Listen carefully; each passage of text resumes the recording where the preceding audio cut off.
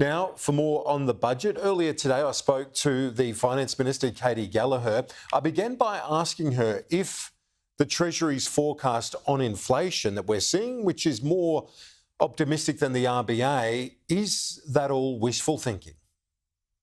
Well, these are Treasury's forecasts, so they're based on their best assessment of the economic data plus the decisions we're taking in the budget. And obviously they update those as we do with any economic update. But I think it tells the story that we've been telling, which is that inflation's been moderating, the job's not done yet, but we're seeing pleasing progress. And do you see it as a basis to say, look, we're doing our bit when it comes to inflation, that over coming days when you're selling this budget, you can say, look at that number, we're putting downward pressure on inflation. Is that how you see it?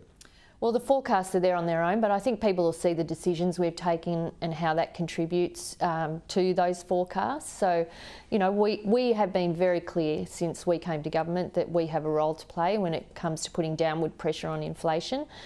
We want to work with the RBA, not against it, part of the solution, not the problem, and I think you'll see that in the budget. The RBA said that the upside risks, if we get it wrong on inflation, are greater than the downside risks. Should Treasury be more cautious then? Well, the forecasts, I think, are the best assessment with all the data ahead of them. It's not what they want to see or what they wish to see, it's what their assessment of the data says. But, you know, obviously there are continuing risks. We're living in pretty uncertain times, and that's why forecasts get updated regularly so that they can refine, but based on their information that they have and the decisions we've taken in the budget, put those all together, they're the forecasts. But we're not pretending that the job's done or that there isn't more work to do or that we would take our eye off inflation.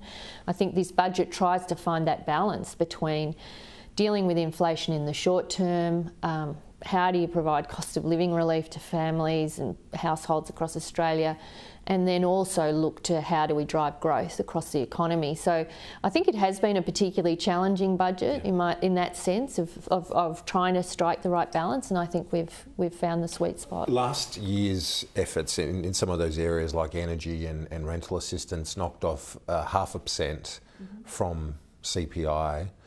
The RBA is suggesting inflation or CPI will be at 3.8% at the end of this year. Treasury is saying it's going to be less than 3%. So will the government's measures knock a full 1% off CPI? Is that what you're expecting?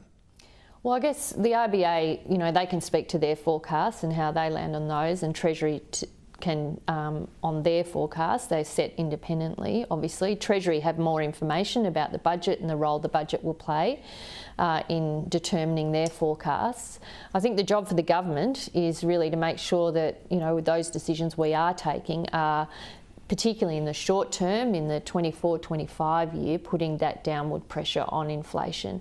And, you know, you'll see that. And it's not just, I guess, you know, some of the measures that will reduce inflation, it's also in terms of spending and investments, the timing, the composition and the quality of those investments and what are you trying to achieve with them. And that goes a bit to the future Made in Australia program as well. Whether in 25-26 the inflation number is actually higher than what MyEFO had forecast, is that when those assistance measures are removed? Is that the impact you see with a tick up in inflation? Well, measures that reduce inflation in the short term, when they're removed, they will impact forecasts, and you know, we've been mindful of that. I mean, particularly the 24-25 year is the one that we have our eye on in terms of continuing to put downward pressure on inflation. It's, you know, staying a bit higher than we would have liked, but we've got a job we can do. But at the same time we're doing that, we're having to do a whole range of other things. As you know, there's no shortage on calls for extra investment, extra spending, and we're having to make some pretty tough decisions about that. There's a lot at stake. You know, people's kitchen tables, obviously people are hurting with their budgets, but for the government, that you and Jim Chalmers nailed this, isn't there?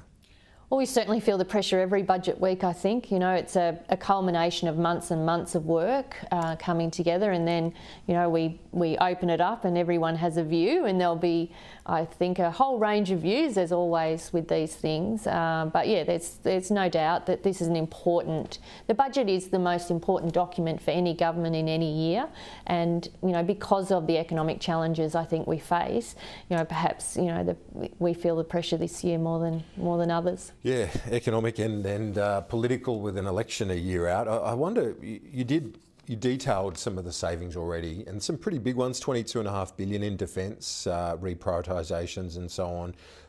Not a big mention of NDIS yet, but that is a huge growth stream, isn't it? Yeah. Can we expect any more detail? Has Bill Shorten made any ground on that? Well, you will see movement on the NDIS. Obviously, we're trying to curtail the growth. It's actually not about finding savings or reducing expenditure. It's how do we stop the scheme growing at the speed that it's been growing. And so you'll definitely see more movement on that. We've got the legislation that was introduced into the Parliament.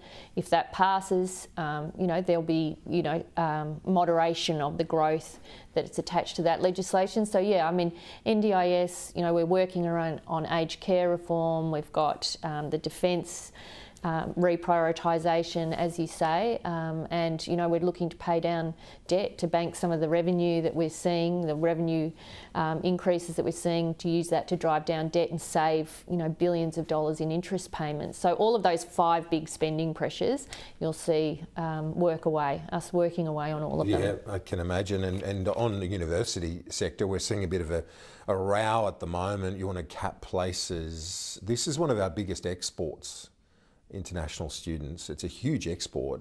You don't want to damage that, surely.